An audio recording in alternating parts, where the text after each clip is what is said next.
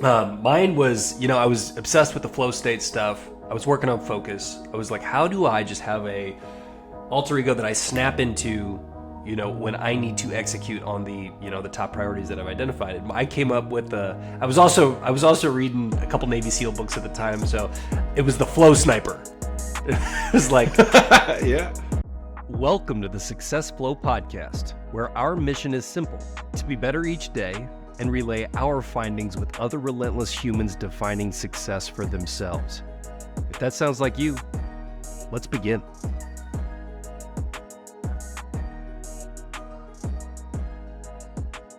Dude, nothing like jumping on a pod, sounding like Urkel over there. You got a little bit of a sinus infection, don't you? Easy there. Lay off my sinuses. Not going to sound the best today, but the flow must go on. Dude, it's consistency and discipline. You do it even when you don't want to because it's the habit. I love it. Absolutely. I always want to. It's just I wish I was sounding better for our great listeners. Anyhow, also pumped for the topic today. Yeah, let me have it. What do you want to talk about? It's your turn. So today we are going to explore how shaping our identity, and not talking identity that gets thrown around a lot in pop culture right now. We're not going down those rabbit holes of either gender, or talking about our self-identity, on how we're showing up and how we view ourselves, right? And then along with that, going to talk about how some top performers use the alter ego effect to, compartmentalize and kind of jump into, for specific situations, switch up their identity to fit that scenario and perform their best. So kind of a behavioral topic and a tool for the listeners to potentially give a try. Dude, that's a super interesting topic. I'm glad you brought that up. When I saw that come across last night, I was excited to talk about it. I got some things that we can share and some stories, but also not even perception of yourself, but how others perceive you in certain situations. Like what are their thoughts, and not giving too much into that, but I think it's important to understand who you are, how you can adapt, and different things. So how does our self-identity impact our actions and decisions? Yes, so our self-identity is a blueprint for our behavior. How we view ourselves and our identity, how we're showing up. If we see ourselves as capable, confident, we are going to be able to execute on the activities that we want to. If our identity is in question and we don't have a good ironed out feeling and sense of who we are and what we bring to the table, that's when we can run into some issues, second guess, potentially get into those self-sabotaging behaviors because we don't believe in that self, and that self-identity isn't exactly, who we want to show up as. Yeah, it's, I think it's funny how you can adapt into different parts of your life too, and change over time in those different identities. And, what your current identity now versus what it was before, it can go either direction, right? So there's times where you were on a high 10 years ago, and then all of a sudden you made a move, and now you're maybe, thinking a little bit low on yourself. So talk to me about how your current identity might prevent you from reaching your full potential. Absolutely. So oftentimes that gap or that comparison is where we run into problems, right? We're always on this kind of chart in regard to peaks and valleys, and on this potential, as we talk about the bamboo shoot kind of growing, it's not necessarily consistently linear. And so when there's a gap there between this identity of who we want to be and maybe who we currently are is in a rebuild mode, or we've had an obstacle thrown our way, that gap is what can really make that future identity seem like a distant dream, which is never a good sight, right? We're not necessarily saying we're looking for immediate gratification all the way, but we want to know that we're on the right track, and that our identity, how we're existing on this plane is really the sum of our self-worth often. So I'm curious, have you ever been in that position? Yeah, for sure. I mean, obviously, as an entrepreneur, you mentioned peaks and valleys, which, by the way, if you've ever driven north on Scottsdale Road in Phoenix, right just past the 101 on North. I didn't realize this until literally like 2 weeks ago, but the roads go Thompson Peak, Deer Valley, Pinnacle Peak, Happy Valley. And I was driving north on the highway, or on Scottsdale Road. I'm like, holy that's the peaks and the valleys. And I guess only the entrepreneurial mindset would realize that, but they must have thought about it, whoever named those roads, the peaks and the valleys going up and down. But I mean, For sure. Like my entire life, I've always identified as a chameleon. And what I mean by that is the ability to adapt in, all sorts of situations. Right. And I think that can either come from confidence or come from just not really caring too much about what other people think. But I think that when you have that chameleon aspect in you to identify with all different types of people and types of environments, there's pros and cons to that. And so as a business owner and all walks of life that I'm working with in the small business community, that's a skill, I think, in sales and all that. And there's like I said, pros and cons. But I think one of the cons is sometimes you lose sight of yourself a little bit, right? And so when you're able to adapt in all sorts of different situations and you're maybe not agreeing or disagreeing with other people's opinions. You're not like a yes man or anything like that, but you're trying to develop relationships and you're like, oh yeah, it's cool. Like you just don't let things bother you too much. But a chameleon adapts to their environment. They've got a watchful eye, right? They have the independently moving eyes that they're self-aware. They can see their surroundings. They know what's going on. And so having that ability again it's a great trait to have, adaptability. But when you lose sight of yourself, that's when things start to become challenging, because then you're like, what's my purpose? And so I went through that for sure, because all of my life I've been a chameleon. I use the pros to my advantage and leverage those in the things as I've grown. But I've realized the negative side effects of that adaptability and versatility and not recognizing who it is that I am and who it is that I want to be until more recently in the last few years. In the early days of starting the business, it was just whatever it takes, right? Which is a great mindset to have, but also you got to stay true to yourself. So I think that's one thing to remember is when you do identify yourself and how you want to be, have some leniency, but don't let it ruin your core of what you believe in your principles as you go through life. Yeah, I'd say that you, even though you do have that, I know you've used that chameleon effect before. And I would say it's interesting in a skill that you can level with everyone. I think that we both pride ourselves on that, talking to, people from all walks of life, love doing that. But you also still maintain your authenticity while doing that too. You're not just blending in to be a part of the crowd. You're doing it to level and understand someone's perspective. So I've always appreciated you about that. And that authenticity piece is a big portion of this, right? Like, even though we are potentially, when we start talking about alter egos here in a second, showing up, with specific traits that we want to embody, we still have to keep those principles and core values as our identity as we show up with that. So as we're talking through, this identity and maybe we are not in a current situation where we're showing up as that ideal person that we want to be, one of the tools that folks will embody is acting as if you are that person down the road that has all the skill sets and the achievements that you have, because back to that subconscious mind that that I'm obsessed with trying to hack. If we can get our subconscious mind to think that we are already that individual, we're going to embody the actions and behaviors of that future individual now, which is going to impact our day-to-day decision making. And some people say, fake it till you make it. I remember vividly hearing that from a coworker in 2012, and I just didn't land right with me. I just didn't like it. It doesn't sound good. Like, the word fake just isn't a positive word. So then I heard a spin on it a few years later called be it till you see it. Oh, dude, that's and great. I'm like, I can get around that. I can get around that. Be it till you see it. Be that business athlete. Be the, disciplined owner. And if you can do that, your behavior is going to change. Your decision making is going to change. Absolutely. I mean, that's we learned some of that reading the book Atomic Habits, and James Clear talks about identity a lot. But it's if you're trying to lose weight, be that person that is a healthy person that has lost that weight already. How would they act? What are the meals that they're gonna enjoy, right? Or if you're trying to quit drinking or quit smoking or whatever, what is that sober person doing today? Versus what, how you're thinking. So you change your mindset to think like that person. And of course, the most successful people in the world are emulating someone else 80% of the way, and then they're putting their own 20% spin on it. So you have to act like the person that you want to be, whether it's fictional or real.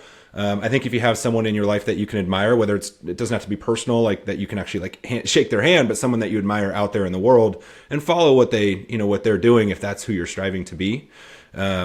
But yeah, the be it till you see it, like I've got this thing, I've got it written on the whiteboard at the Journey office, and it's when you want to make change, it's in 2 weeks, you'll feel it. in 4 weeks, you'll see it. In 8 weeks, you'll hear it. So meaning let's use working out for an example. In 2 weeks, you're going to start feeling pretty damn good if you do that straight for 2 weeks. In 4 weeks, people are going to start, or you're going to start seeing it yourself, right? In 4 weeks, you'll see it. You're going to start seeing the effects of the change. In 8 weeks, all of a sudden now people are going to start recognizing, oh man, you look good. Did you lose some weight? Yeah, I did. I lost 15 pounds or whatever, right? And so in 2 weeks, you got to make those changes. And again, in 2 weeks, you'll feel it. In 4 weeks, you'll see it. In 8 weeks, you'll hear it. So I think that just when you want to make that identity shift, you got to realize that you got to have some patience. You got to allow that to compound over time and just make those small changes. But again, having that alter ego definitely helps too. So let's jump into alter egos, and obviously we'll provide some real life examples, but tell me a little bit about alter egos and how that's important, and a little bit of foundation in the background on that.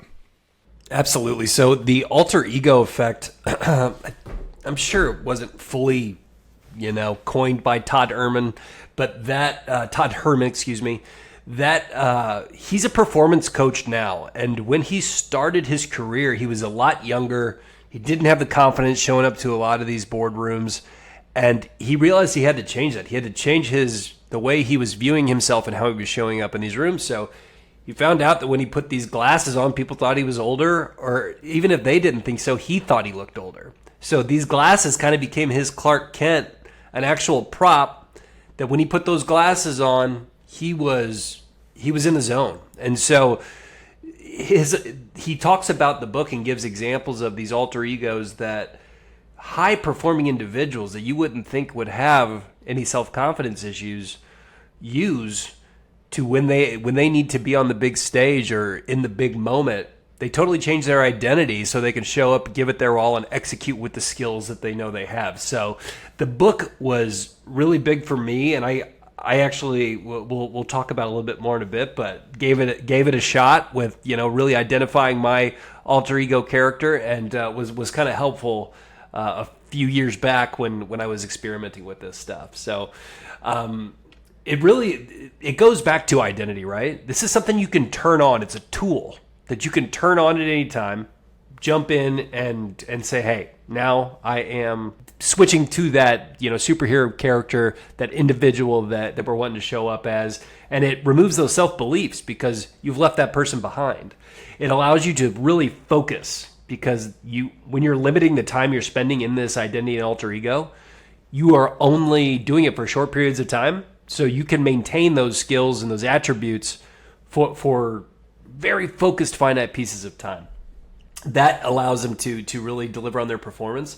And then it's back to visualization that we've talked about before too. When we've shown up as this character, we're visualizing and actually creating the actions and behaviors that we have, practiced in the past, and allowing us to really nail and perform at our best. Yeah, it's those I am statements, right? Like, I am this person. When you say over and over and over, I have not read that book, but just, piggybacking off of some of the things give it some cliff notes there. I every morning I say, I am an unstoppable beast. People may not look at me as like a beast or anything, right? I'm like a 6'5" kind of lanky dude.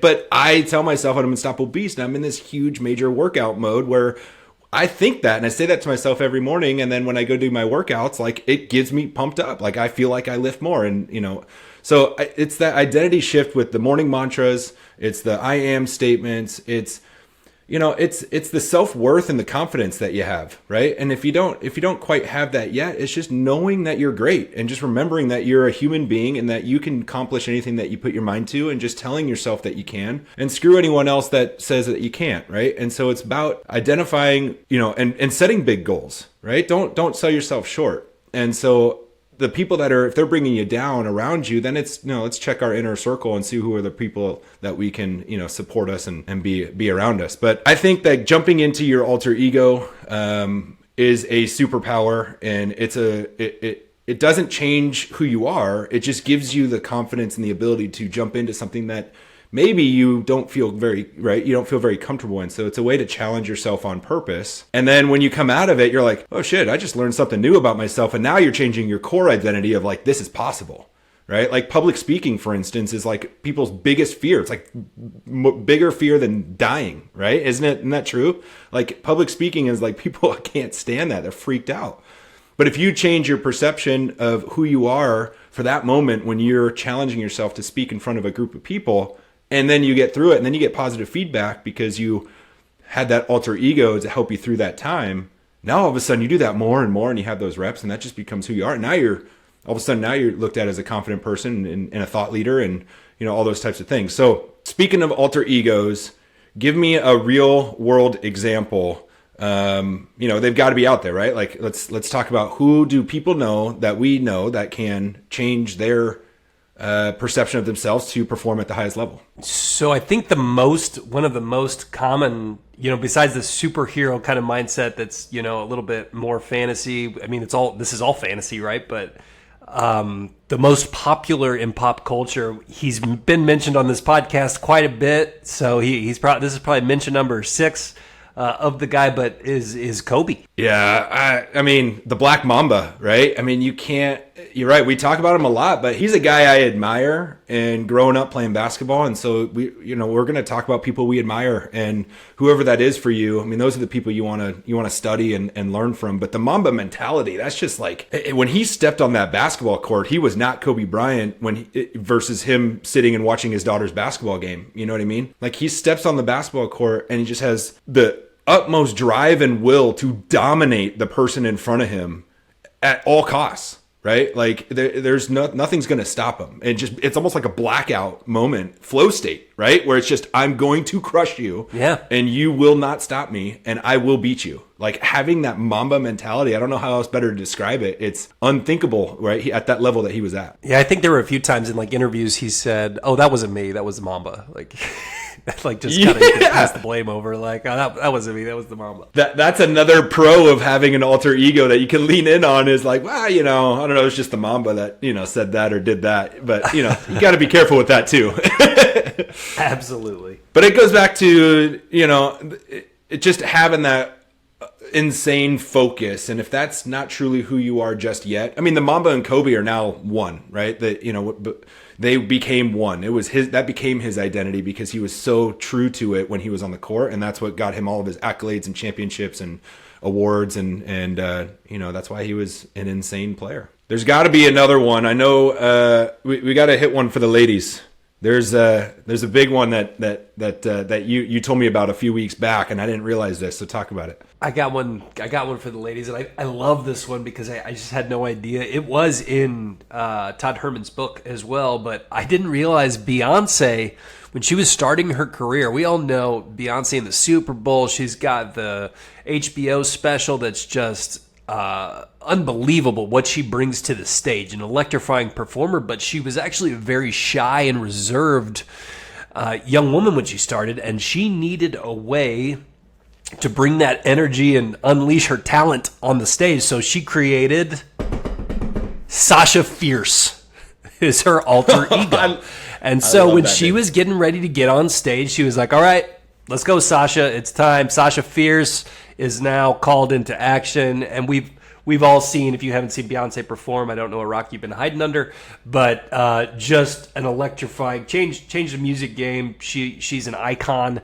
And again, just using the tools to make sure she has the skills that she has the capabilities, but activating the catalyst to release it so that we get past our own reservations and doubts that people are going to judge us or we're going to fall short of our ideal expectations. If you can get past it, this is one of that's a great example of a tool that we can use. Yeah, Sasha Fierce. I love that name. That's a movie Hollywood actor type name, and I mean Beyonce is as well. But having that where you look at her and she's got all the confidence in the world, and then to hear that she doesn't, right? She feels personally like she has to transform into this alter ego to get on stage and perform. And I think we all struggle through that, right? We all have our limiting beliefs when maybe the perception outside coming in is like, wait, what? Like you don't have the confidence in yourself to do that? Like everything I see looks like you're absolutely crushing it. But our minds play tricks on us, right? They bring us down, and we find ourselves in those negative thoughts, and those limiting beliefs are what stops us. It's nothing else out there that stops us, right? And so that alter ego can totally help. But alter egos, we talked about a couple high profiles, 1%ers in their industries. This concept doesn't have to be limited to high profiles. It can be, regular guys or gals, just like you and me, or, our wives or whatever, right? Absolutely. And going back to the book, as I was mentioning earlier, how I went through this exercise may be helpful for the listeners just to kind of talk through how you go about this, besides just thinking about it and just setting it up. First of all, get Todd Herman's book, because he's the expert on it, and these exercises are in there. But as we mention often, getting quiet, pen and paper, getting our thoughts out, you start to write down what are the qualities and the traits that embody this person that I want to be, this alter ego. Give it a fun name that you can visualize and that you can say, hey, and if you want to use the prop thing with, as I mentioned, with the glasses, it could be something that you wear, it could be a hat, or you don't need that either. It could be just, triggering it on with a name like you mentioned. But really write down and get a good feeling and visual of what this person looks like, so then when you go to activate it, when you need it, you can just flip the switch. But it takes time to really get clear on what that alter ego looks like. And so I haven't told anybody this one. I think I might have told Paula, but she probably just laughed at me anyway. Mine was, I was obsessed with the flow state stuff. I was working on focus. I was like, how do I just have a alter ego that I snap into, when I need to execute on the, the top priorities that I've identified. I came up with I was also reading a couple Navy SEAL books at the time. So it was the flow sniper. It was like, how do I activate? Okay, flow sniper on. And just trying to use the prop stuff. I had a pen. I had this tactical pen. That's awesome. I was like, okay, this is in my hand. Like, it's go time. And it was like, okay, like, no excuses. And it worked. I have to be honest, I haven't done it in a while, just as things have become more habit. Maybe I need to pick it back up. But it was effective, and it was kind of like, if this person's on, we are not giving into the distractions. We're not wasting the time. Flow Sniper's activated. We're on it. So that's a way that the listeners can jump in, identify yours. This might be compartmentalization too, right? Like you and I have talked a lot about compartmentalization and how we might only be turning these off for certain amounts of time, but maintaining the authenticity that we're still the same human being. We're just trying to use this as a tool to be effective and show up for those that we're trying to serve and the mission that we're on. Yeah, 100%.